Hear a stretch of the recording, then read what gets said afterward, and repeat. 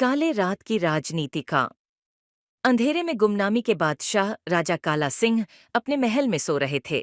वे एक शक्तिशाली और क्रूर राजा थे जो अपनी सत्ता को बनाए रखने के लिए किसी भी हद तक जाते थे।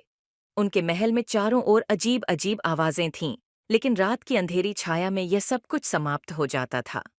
एक रात एक विशाल मंजिल के ऊपर एक चांदनी की किरण गिरती है।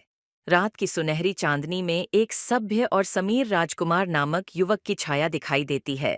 राजा काला सिंह की कृपा से यह युवक राजकुमार बना था, लेकिन उसके मन में सत्य और न्याय की प्राथमिकता थी। एक दिन रात्रि के आधे समय में युवराज राजा के महल के आंगन में चुपचाप घुस जाता है। वह धीरे धीरे राजा के कक्ष में पहुंचता है और एक छोटी सी परत के पीछे छिप जाता है। वह सुनता है कि राजा के लिए योजित किया गया सांस्कृतिक कार्यक्रम के बारे में राजवादी जनता की निंदा की जा रही है।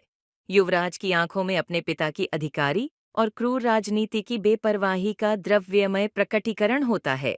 वह जानता है कि सच्चाई का समय आ गया है और उसे अपने देश की जनता के लिए उसके पिता के अत्याचार को खत्म करने का निर्णय लेना होगा। सुबह होते ही युवराज ने अपने पिता के समक्ष उसकी अत्याचारी राजनीति की बदमाशी का खुलासा किया। उसने जनता के सामने सच्चाई का अंदाजा लगाया और न्याय की मांग की। राजा काला सिंह अपने बेटे के बड़े कदम से चौंक गए, लेकिन उन्होंने अपने अत्याचारी राजनीति को खत्म करने का निर्णय किया। उन्होंने युवराज की सहायता स्वीकार की और सामाजिक न्याय और न्याय के प्रति अपनी वचनबद्धता को दोबारा स्थापित किया। इस कहानी से हमें यह सीखने को मिलता है कि सच्चाई और न्याय कभी भी अपनी जगह नहीं छोड़ते हैं, चाहे कितनी भी काले रात की चादर लपेटी क्यों ना हो। इसलिए हमेशा सच्चाई के पथ पर चलें और न